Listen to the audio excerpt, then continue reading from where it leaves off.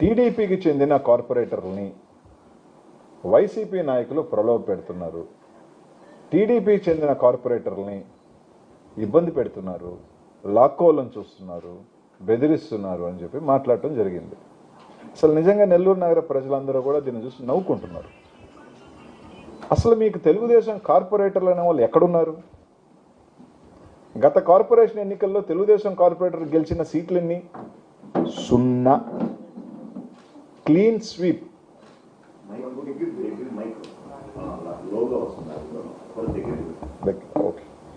Clean sweep చేయడం జరిగింది. 54 సీట్లు వైసీపీ సింబల్ మీద గెలిచిన కార్పొరేటర్లే. వాళ్ళని ఏం పెట్టారా, ప్రలోభ పెట్టారా, ఎవరు పెట్టారా, అధికారం పోయిన తర్వాత ఇవన్నీ కూడా ఎవరు చేర్చుకున్నారు? మీరు చేర్చుకున్నారు. యాజ్ పర్ రూల్ పొజిషన్ తీసుకుంటే దేర్ స్టిల్ వైసీపీ కార్పొరేటర్సే, నాట్ టీడీపీ కార్పొరేటర్స్. తెలుగుదేశం మీద గెలవాల, మా దగ్గర నుంచి అట్లా తీసుకున్నారు. వాళ్ళని మేము ప్రలోభ పెట్టాం. ఇంకా హాస్యాస్పదం ఏంటంటే అధికారంలో ఉన్నది ఎవరు? మేము వీరులమి, పులులు, సింహాలు మేము అనుకుంటే ఎవరు ఉండరు. ప్రగల్భాలు వెలిగేది ఎవరు? అధికారాన్ని దుర్వినియోగం చేసి బెదిరించి కేసులు పెట్టిస్తుంది ఎవరు? అన్నీ వాళ్ళు పెట్టుకొని మేము ప్రలోభ పెడుతున్నామని రాయటం కూడా జరిగింది. అందులో భాగంగా నిన్న మా ఇక్కడి నుంచి వెళ్ళిన కార్పొరేటర్లు కొంతమంది మంచో తప్పు చేసామనుకున్నారో, పొరపాటు అనుకున్నారో, 3.5 సంవత్సరం మీరున్నా తిరిగి వైసీపీలో చేరటం కూడా జరిగింది. అంతే, వెంటనే తులుక్కమన్నారు. బలం మీ దగ్గర ఉంది, డబ్బు నారాయణ గారి దగ్గర, వీపీఆర్ దగ్గర ఉన్న డబ్బు జిల్లాలో ఎవరి దగ్గర ఉందా అంటే నాకు తెలిసి ఎవరి దగ్గర కూడా లేదు. డబ్బు మీ దగ్గర ఉంది, పోలీస్ మీ దగ్గర ఉన్నారు. ఎంత పెట్టుకొని క్యాంపు పెట్టుకుంటున్నారు అంటే ఎందుకు భయపడుతున్నారు అని అడుగుతా ఉన్నాం.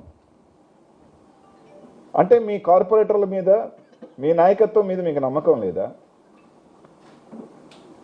మీ నాయకత్వం మీద అధికారంలో ఉండి కూడా మీరు 3.5 సంవత్సరం ఉండి మీకు నమ్మకం లేదనే కదా ఈరోజు హుటాహుటిన. అంటే నెల్లూరులో నాకు తెలిసి అధికారంలో ఎంతుండి బలం ఉండి మాకున్నది 11, మీకున్నది 41 అన్నారు. బలం ఉండి మీరు ఈరోజు క్యాంపులకు పరిగెత్తుతున్నారు అంటే అక్కడే తెలుస్తూ ఉంది మీరు భయపడుతున్నారు. మీ కార్పొరేటర్ల మీద మీకు నమ్మకం లేదు. అక్కడ వాళ్ళు కూడా రేపు జగన్మోహన్ రెడ్డి గారు రాబోతున్నారని భయం మొదలైంది అనేది స్పష్టంగా అవుతుంది. సరే, నిన్న 6 గంటలకు ఇద్దరిని అరెస్ట్ చేశారు. 12 గంటల దాకా ఎఫ్ఐఆర్ కట్టేశామని అన్నారు. డిఎస్పీ గారు, 3 సిఐలు ఉండి ఎఫ్ఐఆర్ కట్టేశాము, 24 అవర్స్లో మేము ప్రొడ్యూస్ చేస్తామని చెప్పారు. ఏం కేసు అన్నది చెప్పలా. మేము చెప్పము ఏం కేసు కట్టాము, 24 అవర్స్లో మేము కోర్టులో పెడతాము అని అన్నారు. సరే సార్, మీరు అరెస్ట్ చేసినప్పుడు నిజంగా కేసు ఉంటే రైట్, వీల్ ఫైట్ లీగలీ అంటే మేము 24 గంటల్లో మేము కోర్టులో పెడతాము, మేమేం కేసు చెప్పాల్సిన అవసరం లేదని చెప్పి రాత్రి 12 గంటల దాకా నేను కానీ చంద్రశేఖర్ రెడ్డి గారు కానీ ఉంటే చెప్పడం కూడా జరిగింది. సరే, కేసు కట్టిన వాళ్ళని ఈ రోజు దాకా ఏమన్నా ప్రొడ్యూస్ చేశారా? పొద్దున్నే ఒక కార్పొరేటర్ చేత, మీరు కేసు కట్టించుకున్న కార్పొరేటర్, మీరు అరెస్ట్ చేసిన కార్పొరేటర్ కనీసం పోలీస్ స్టేషన్ కన్నా తీసుకొచ్చారా? 2 టౌన్ సిఐ వేణుగోపాల్ రెడ్డి గారు తాడేపల్లి దగ్గర అరెస్ట్ చేస్తే కనీసం పోలీస్ స్టేషన్ ఒకవేళ ఎవడన్నా విత్డ్రా చేసుకోవాలన్నా పోలీస్ స్టేషన్ దాకా రావాలి కదా. రాకుండా మార్నింగ్ ఒక వీడియో రిలీజ్ చేయించారంటే దాన్ని బట్టి అర్థమవుతా ఉంది పోలీసులు నెల్లూరులో గంజాయి మర్డర్ లిస్టులని వదిలేసి కార్పొరేటర్ని డెలివరీ మెకానిజంలో ఉన్నారా అని. ఎందుకు చెప్తున్నాను అంటే నా ఫోన్ కూడా ఎక్కడ ఉంది. 3:30కి ఒక కార్పొరేటర్ కొడుకు నాకు ఫోన్ చేశాడు, అర్ధరాత్రి 3:30కి. వీళ్ళు చెప్పిన ఇద్దరిలో అరెస్ట్ చేసింది పోలీస్ అని పోలీసు ఒప్పుకుంది కదా. నిన్న మేము తీసుకొస్తాం, సబ్మిట్ చేస్తామని చెప్పి ఒప్పుకుంది కదా. ఒంగోలు దగ్గర 3:30కి ఫోన్ చేసి, అన్న 3:30కి ఎక్కడున్నామమ్మా అంటే ఒంగోలు దగ్గర ఉన్నాము, ఇలాగా పోలీసులు అరెస్ట్ చేసి తీసుకొచ్చారు, పట్టాభి అన్నాను విజయభాస్కర్ రెడ్డి వచ్చున్నారు, ఇబ్బంది పెడుతున్నారు, ఏం చేయమంటావన్నా అడగటం జరిగింది. నా దగ్గర ఫోన్ చేసిన నంబర్ ఉంది. మీకు ధైర్యం ఉంటే ఆ టైంలో 2 టౌన్ సిఐ పట్టాభి విజయభాస్కర్ రెడ్డి ఆ నంబరు లొకేషన్ తీస్తే ఎక్కడున్నారో తేలుతుంది. మీకు కరెక్ట్గా ఉంటే 3 o'clockకి రాత్రి 3 to 3:30 మధ్యలో నాకు ఫోన్ చేసి మాట్లాడటం జరిగింది. మీరు నెల్లూరుకి పోలీస్ స్టేషన్ తీసుకొస్తున్నారా, డెలివరీ ఇస్తున్నారా? అక్కడి నుంచి తిరుపతికి తీసుకెళ్ళటం మాట వాస్తవం కాదా? పొద్దున్నే ఒక ఆడియో ఇప్పించి వైసీపీకి షాక్, మాకు నంబరే లేదు, మేము పోటీ చేస్తామో కూడా ఇంకా డిక్లేర్ కాలేదు, మేము దాని మీద మా అధిష్టానం కానీ మా కార్పొరేట్ నిర్ణయమే తీసుకోలేదు, మాకు పోయేదేం లేదు, ఈ మేయర్ ఉన్నా మా మేయర్ కాదు, రేపు ఎక్కే మేయరమ్మా మా మేయర్ కాదు, 8 నెలలు ఉన్న అధికారానికి ఎంతెంత ఎందుకు ఊపిరిలోడుతున్నారో మాకు అర్థం కావట్లేదు, ఇన్ని కోట్ల రూపాయలు ఎందుకు ఖర్చు పెడుతున్నారో అర్థం కావట్లేదు, దానికి మాకేం షాక్? మా నంబరే లేనప్పుడు మాకు ఒక సంఖ్య పెరిగితే మీరు ఓడిపోయినట్టు. మేము అక్కడికి వెళ్ళి ఆడ మా ఊళ్ళ చేతులు ఎత్తి మేము గెలవాల్సిన అవసరం లే. నెల్లూరు నగరంలో వైఎస్ఆర్ కాంగ్రెస్ పార్టీ నిన్నటితోనే మీరు క్యాంపు రాజకీయాలు రాత్రికి పాండిచేరి పరిగెత్తిన తీరుకే, తిరుమల కొండకు తీసుకొని పాండిచేరికి గోవాకు పరిగెత్తిన తీరిన రోజునే, అధికారంలో ఉండి డబ్బు ఉండి ఇన్ని ఉండి బలం ఉండి పరిగెత్తిన రోజునే వైఎస్ఆర్ కాంగ్రెస్ పార్టీ నైతికంగా నెల్లూరు నగరంలో గెలిచేసింది. కొత్తగా మేము గెలవాల్సిన అవసరం లేదు, మేము రుజువు చేసుకోవాల్సిన అవసరం మాకు లేదు. జగన్మోహన్ రెడ్డి గారు మీదున్న నమ్మకం కావచ్చు, వైఎస్ఆర్ కాంగ్రెస్ పార్టీలో ఉన్న నాయకత్వం కావచ్చు, ఈరోజు మాతో ఉన్న 11 మంది కార్పొరేటర్లు ఎవరైతే ఉన్నారో వాళ్ళ నిజాయితీ కావచ్చు, నిన్న పొరపాటు అనుకొని వచ్చేసిన మా కావచ్చు, వాళ్ళు తీసుకోవచ్చు, మళ్ళీ రావచ్చు, పక్కన పెట్టండి. నైతికంగా మీరు ఓడిపోయినారు. అది చాలు వైఎస్ఆర్ కాంగ్రెస్ పార్టీ గుండె మీద చేసుకొని చెప్తే కొట్టాల్సిన దెబ్బ నెల్లూరు నగరంలో ఏంటో చూపించినాం. క్యాంపుకు పరిగెత్తిన రోజునే మీరు నైతికంగా ఓడిపోయినారు. పోలీసులు ఈరోజు చెప్తా ఉన్నా, నేను సవాల్ చెప్తా ఉన్నా, పోలీసుని అడ్డు పెట్టుకొని పోలీసుని వదిలేసి ఈరోజు రియాజ్ వాళ్ళ మామని వాకాడ్లోంచి తీసుకొచ్చినారు. వాళ్ళ మామని రామ్కుమార్ రెడ్డి అన్న కూడా వాకాడ్ పోలీస్ స్టేషన్లో కంప్లైంట్ ఇచ్చాడు. పోలీసులను అడ్డు పెట్టుకుని ఒక పక్క రౌడీలను అడ్డు పెట్టుకుంటా ఉంటారు, గంజాబీ ఒక పక్క ఏమో చంద్రబాబు నాయుడు గారు ఏం చెప్తా ఉన్నారు, నెల్లూరుకి ఏమైపోయింది, ప్రశాంతంగా ఉన్న నెల్లూరు ఏమైపోయింది, ఇట్లాంటి వాళ్ళని పెడితే ఇలాగే అయిపోయింది, రౌడీయిజం అయిపోయింది, గంజాయిజం అయిపోయింది, కార్పొరేట్ డెలివరీ పోలీసులు గంజాయి వదిలేసి ఏం చేస్తున్నారు, వైసీపీ వాళ్ళు ఎవరి మీద ఉన్నారు రౌడీ షీట్లు పెడదాం, వైసీపీ వాళ్ళు ఎవరి మీద ఉన్నారు కేసులు పెడదాం, వైసీపీ వాళ్ళు ఎవరున్నారు ఇబ్బందులు పెడదాం, వైసీపీ నాయకులు ఎంతమందిని జైల్లో పెడదాం, మేము సునకానందం పొందుదాం. ఈ పనిలో తప్ప గంజాయి పట్టుకునే వాళ్ళని వీళ్ళ పనులు ఎక్కడున్నారు? కంప్లైంట్ ఇచ్చిన వెంటనే సిఐ తాడేపల్లికి పోయి నిందితుని పట్టుకున్నాడంట. ఏడైనా 5 పోలీస్ స్టేషన్లో మీరు కంప్లైంట్ ఇస్తే హుటాహుటిన ఏడున్నాడు రైడ్, బెంగళూరులో ఉన్నాడా, ఢిల్లీలో ఉన్నాడా, ట్రైన్ ఎక్కే సినిమా ఏడని చూశారబ్బా? నెల్లూరులోనే చూస్తున్నాం. నారాయణ గారు విద్యా వ్యవస్థలోంచి వచ్చావు, ఉపాధ్యాయుడిగా వచ్చావు, వ్యవస్థను పెట్టావు, 8 నెలలు ఇంత దిగజారి ఎంతెంత రాత్రి నుంచి అయితే 40 lakhs, మొన్న 25 లక్షలు ఉండింది, స్టేక్ పెరిగింది, ఇప్పుడు 40 lakhs, 5 కోట్ల వర్కులు అంటున్నారు, 10 కోట్ల వర్కులు అంటున్నారు, మీకు ఏం కావాలంటున్నారు, కారెక్కండి. ఇంత డబ్బు 8 నెలలకి ఒక గిరిజనుల్ని మా పార్టీలో లేకపోయి ఉండొచ్చు. ఎందుకు చెప్తున్నానంటే ఈ మాట, అగ్రవర్ణాలకి, బీసీల్లో కొన్ని కులాలకి ఎమ్మెల్యేల అవకాశాలు వస్తాయి. మన జిల్లాలో ఎస్సీ సామాజిక వర్గానికి సంబంధించిన ఎమ్మెల్యేల అవకాశాలు ఉన్నాయి.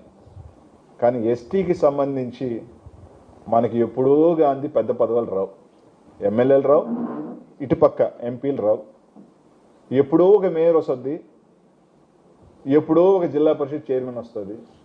మేయర్కి ఎన్ని సంవత్సరాలకు వస్తుందో ఎందుకు చెప్తున్నాను అంటే, ఈరోజు ఇది నాకు 2 ఎస్టీ కార్పొరేటర్లు 2014లో ఆ రోజు అధికారంలో లేకపోయినా మాతో ఉన్నారు.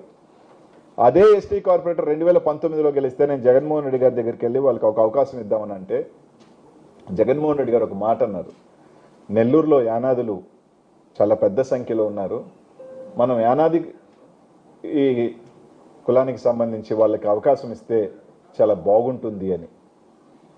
ఆ రోజు జగన్మోహన్ రెడ్డి గారికి మాట కట్టుబడి మాతో ఉన్న కార్పొరేటర్లను కూడా ఉన్నా లేదు, మనం ఆ వర్గానికి మనకి ఇస్తే బాగుంటుందని చెప్పి ఆ రోజు ఒక వ్యక్తిని చేయడం జరిగింది. ఈరోజు పార్టీ లేదన్నా కానీ ఈరోజు ఉండొచ్చు, పోవచ్చు, ఇంకొకరు ఈ పార్టీలో ఉండొచ్చు, ఆ పార్టీలో ఉండొచ్చు రాజకీయాలు. కానీ రాజకీయ వ్యవస్థలో ఒకరిని ఎదిగే అవకాశం వచ్చినప్పుడు 5 సంవత్సరాలు కూడా వాళ్ళని ఆ వర్గాన్ని కూర్చోబెట్టనీయకుండా 8 నెలల్లో మీరు అధికారంలో ఉన్నారు, మేయర్ కూర్చుంటే ఏముంది, దించితే మీకు ఏముంది, దానివల్ల నష్టమేముంది?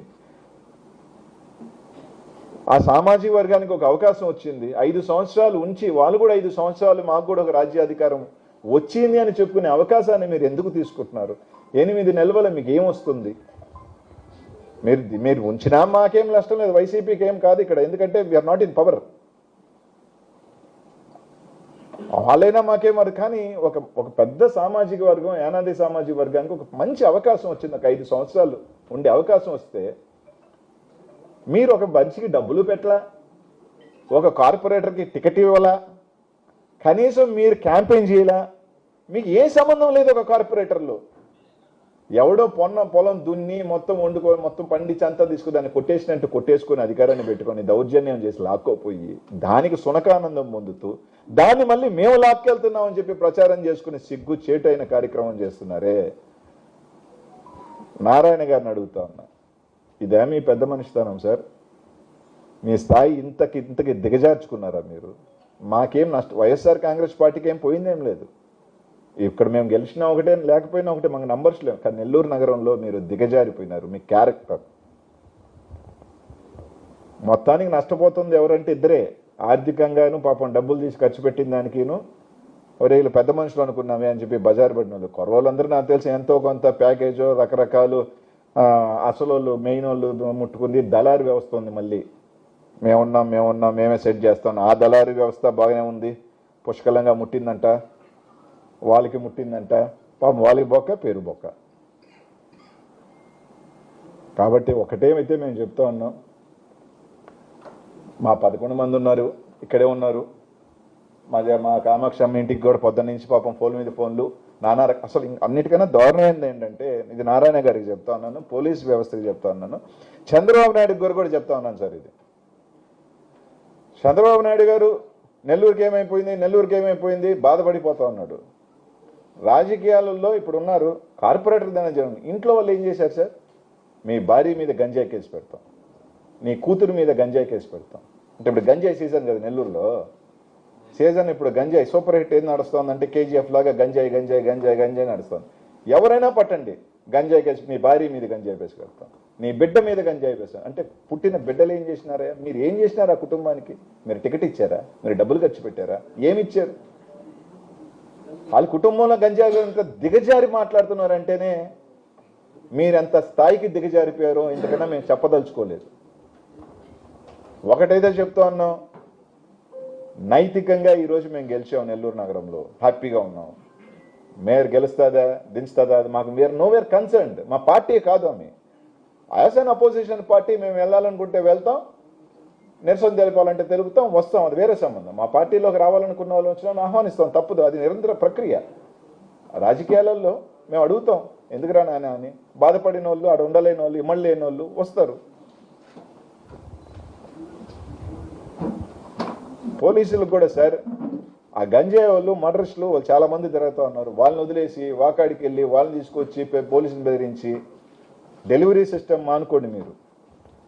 మీరు ఈ వదిలేసి ఈ మీద పడ్డారు కాబట్టే గంజాయి పెరుగుతోంది, మర్డర్లు పెరుగుతున్నాయి, దోపిడీలు పెరుగుతూ ఉన్నాయి.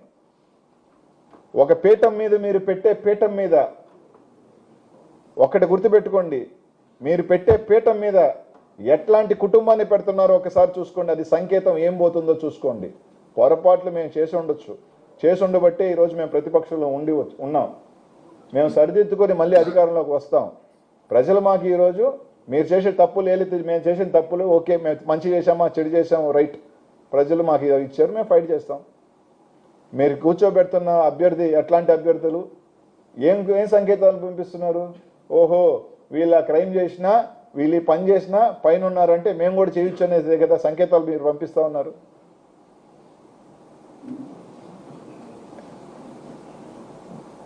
మా నాయకత్వం జగన్మోహన్ రెడ్డి గారి దగ్గర నుంచి, జిల్లా అధ్యక్షుల వారి దగ్గర నుంచి, మా ఇన్ఛార్జీల దగ్గర నుంచి, మా కార్పొరేటర్లు అందరూ వాళ్ళకి నిజంగా చెప్తా ఉన్నాము, ఎన్ని పెట్టినా ఎన్ని చేసినా ఎన్ని ప్రలోభాలు పెట్టినా ఈరోజు ఉన్నారు. మా కార్యకర్తల నాయకులు భయపడేది లేదు.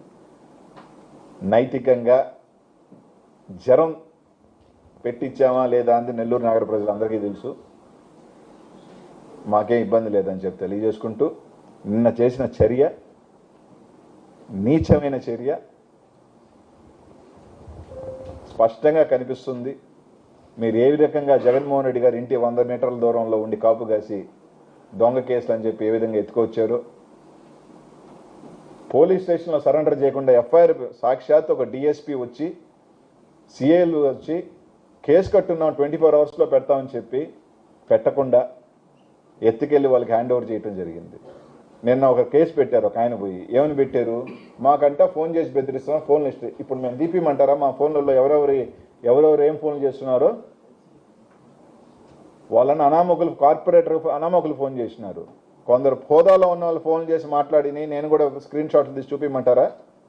ఏమేం భాష అంత ఆడ మనిషి అని చూడకుండా నీచమైన భాష మాట్లాడిన నికృష్టప యదవులు పక్కన పెట్టుకొని తిరుగుతున్నారు. ఒక క్యారెక్టర్ లేని, సంస్కారం లేని, మహిళలను